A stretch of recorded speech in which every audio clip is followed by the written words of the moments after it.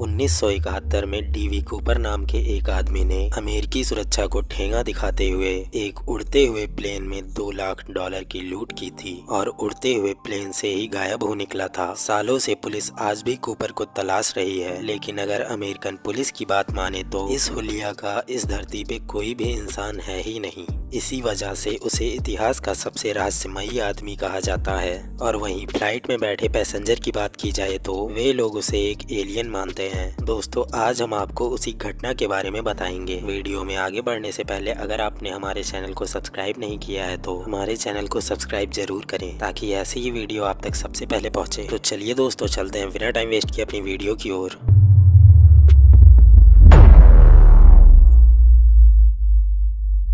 इतिहास में घटी कई आपराधिक वारदातें ऐसी भी हैं जिनकी गुत्थी आज तक नहीं सुलझ पाई है। ऐसी ही एक चर्चा डीवी कूपर नाम के शख्स की भी होती है। वह ऐसा रहस्यमयी इंसान था जिसके बारे में 52 साल बाद भी कई तरह के दावे किए जाते हैं। कोई कहता है कि वह टाइम मशीन से आया था तो कोई उसे एलियन कहता है। 52 साल पहले उसने एक प्लेन हाईजैक किया था और करोड़ों की फिरौती लेकर हवा में ऐसे गायब हुआ कि ना ही उसकी लाश मिली और ना ही कोई सुराग या ठिकाना। उसका कोई पुराना रिकॉर्ड भी नहीं मिल पाया। अमेरिकी पुलिस के लिए डीवी कूपर नाम का शख्स आज तक पहेली बना हुआ है। 52 साल पहले 24 नवंबर 1971 को वाशिंगटन से पोर्टलैंड जा रहा बोइंग 227 विमान का अपहरण कर लिया गया था। पुलिस को मालूम हुआ कि डीवी कूपर नाम के एक व्यक्ति ने पिस्टल के बल पर पूरे प्लेन को हाईजैक कर लिया है। उसने फ्लाइट के कर्मचारियों और यात्रियों को धमकाया कि उसके पास ब्रीफकेस में डायनामाइट जैसा बम है और वह उससे पूरे प्लेन को उड़ा सकता था। 24 नवंबर 1971 की शाम करीब 4 बजे कूपर ने टिकट काउंटर से फ्लाइट का टिकट लिया।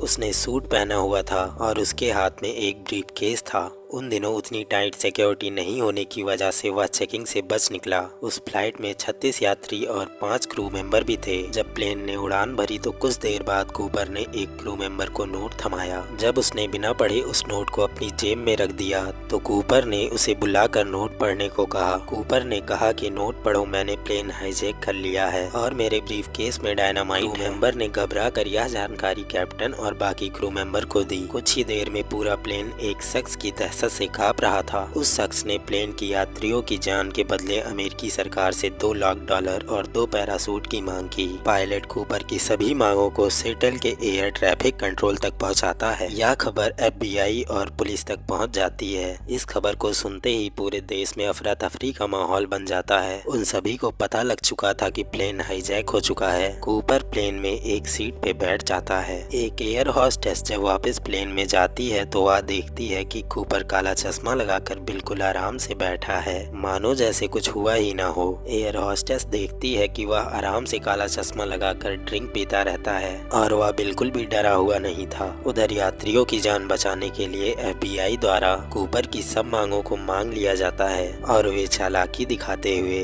$2 लाख को बैग में भरते हैं ताकि बैग भारी हो सके और सभी नोटों के सीरियल नंबर भी तय किए जाते हैं ताकि बाद में कूपर को पकड़ने में आसानी हो सके। जब प्लेन सिएटल पहुंचा तो उसकी मांग के अनुसार उसे वह रकम और 2 पैरासूट दिए गए। जब नेगोशिएशन के दौरान कूपर से पूछा गया कि उसे 2 पैरासूट क्यों चाहिए तो जवाब में उसने आशंका जताई और कहा कि एक पैरासूट हवा में खराब या फट सकता है। मांग पूरी होने के बाद कूपर ने यात्रियों को वहीं उतारा और क्रू मेंबर के साथ मैक्सिको के लिए प्लेन से निकल पड़ा। कूपर ने कैप्टन से कहा था कि प्लेन को 10,000 फीट की ऊंचाई पर ही उड़ाया जाए। इसके पीछे का कारण तो कूपर ने नहीं बताया, लेकिन बीच रास्ते में ही वह प्लेन से गायब हो गया। क्रू मेंबर भी परेशान थे कि आखिर कोई इंसान ऐसा कैसे कर सकता है। जब मामले में पुलिस ने जांच की तो मालूम हुआ कि वह जमीन पर उतरा ही नहीं है। उसका कोई ठिकाना भी नहीं मिला। 10:15 पर एरोप्लेन मैक्सिको में लैंड होता है। बोइंग 727 प्लेन रेनो एयरपोर्ट पर लैंड करती है